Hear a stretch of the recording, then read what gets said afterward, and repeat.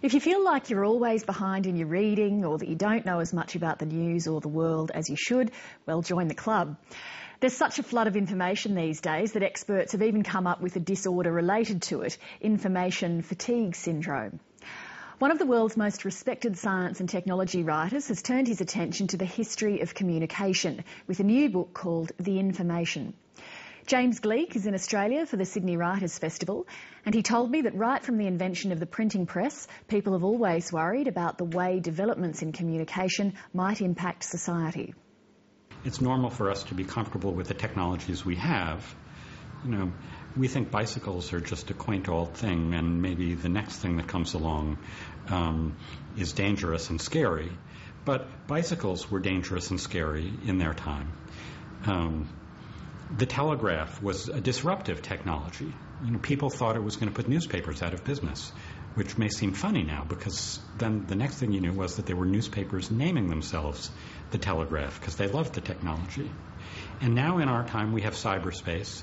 Once again, newspapers are worried about going out of business, and maybe this time they have something genuinely to be afraid of. And we worry, rightly or wrongly, that the information technologies are having a dangerous effect on our ability to concentrate, on our attention spans. I think it's healthy to be nervous about the effects of technology, and yet it's okay to some extent to be sucked in. Maybe one of the things that makes people nervous is that it seems like things are always changing ever more quickly. Are they actually?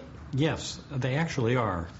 I mean, I say that with a caveat, which is that people have always thought things were changing more quickly than ever in the past. And maybe it's always been true. You know, during the Industrial Revolution, people thought the world is changing at a breakneck pace.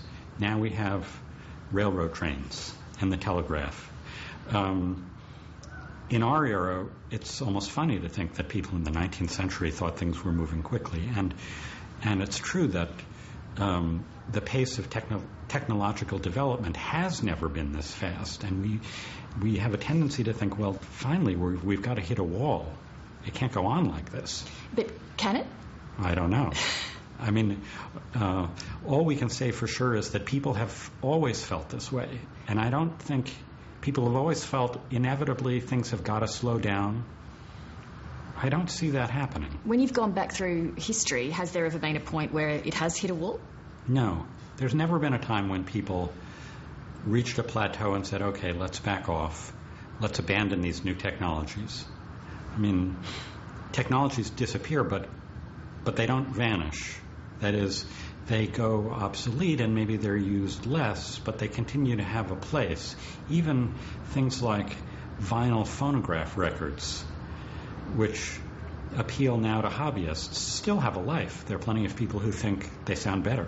You write that the invention of the telegraph facilitated the preservation of large quantities of minutiae, and I read recently that the Library of Congress is archiving every single tweet, for example. Are we holding on to too much minutiae? Oh, I think we are. I say it, but I don't mean that as a value judgment. I mean that as a thing that I think we're all a little bit scared of. When you tell people that the U.S. Library of Congress is archiving all of the billions of the world's tweets, people might be forgiven for asking why.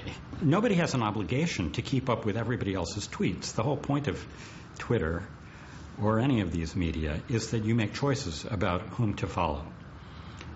In the same way, nobody has an obligation to read all of the world's books, and if it was impossible in the 17th century, what's it like now?